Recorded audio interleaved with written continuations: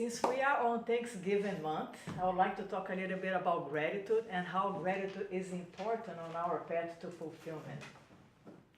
And there is a spiritual teacher that he says that a grateful heart is a joyous heart.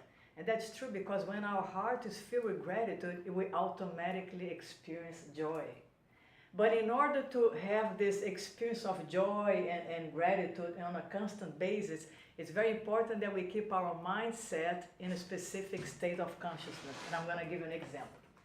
For instance, if I am the type of person who's always looking at my problems, and I'm always looking at what's wrong with my life, what's wrong with other people, what's wrong with my job, what's wrong with my boss, what's wrong with my spouse, it will be very hard for me to experience gratitude at a genuine way, right? It's going to be very hard because my focus is on the wrong thing.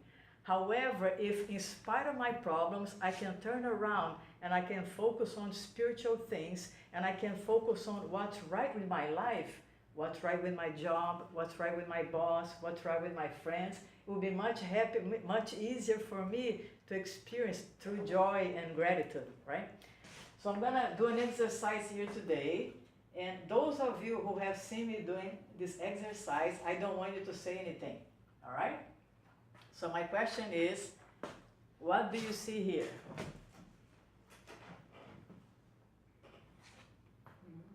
You tell me, what do you see here? An emoji. An emoji? Yeah. What does it look like? Sad. He's sad. A sad emoji? Sad emoji? Yes? All right. This is a white paper with the sad emoji face over here, right? This paper here represents the totality of our life. This white part here represents everything that is right with our life.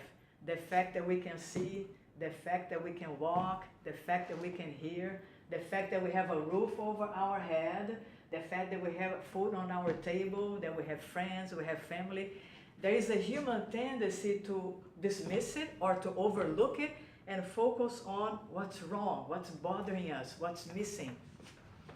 It is almost as if we unconsciously believe that if we really focus on our problem and if we're going to resist it, we're going to fight, we're going to struggle, we're going to break our head until we overcome it, and only then we're going to be happy, fulfilled, and joyful, right?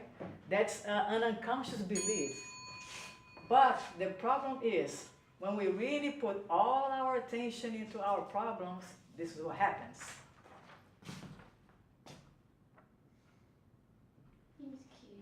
He's cute? All right. But what happens is we amplify the problem. We make it much bigger than what it actually is. We lose the perspective of life. And have you heard of this saying that what you resist persists? So when you create like a struggle with your problems, what you're actually doing unconsciously, you are perpetuating the problem. So most of the spiritual teachers, they will teach you that there is an easier way out, that life doesn't have to be a struggle. And what they say is that instead of really focusing your attention on your problem or in what's wrong with your life, you can make a switch and begin to focus on spiritual truth. And I'm going to give you some example here. We can focus on the fact that right here, right now, we are sitting on holy ground because the fullness of the presence of God is closer to you than your own breathing. We can focus on the fact that greater is He that is in us than he that is in the world. We can focus on the fact that, spiritually speaking, we are the light of the world.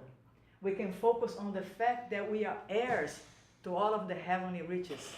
Now my question is, does any of you believe any of those things that I said, any of those statements? Do you believe them to be true?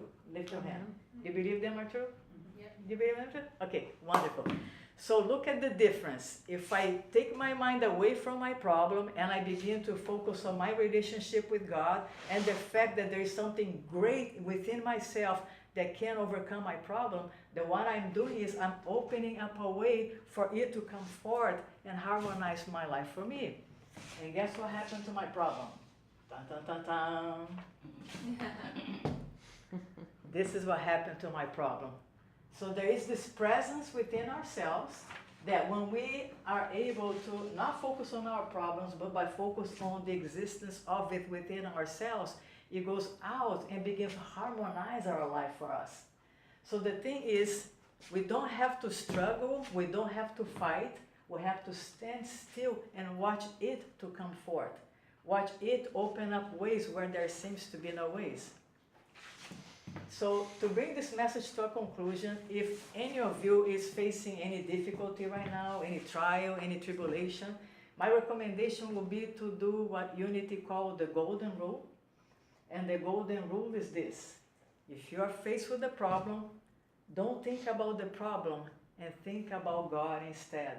And those spiritual teachers who were able to do that, they have shown it to us that they were able to not only bear fruit richly, but they were also able to attain this life of joy, happiness, completeness, and fulfillment. Thank you, Toastmasters.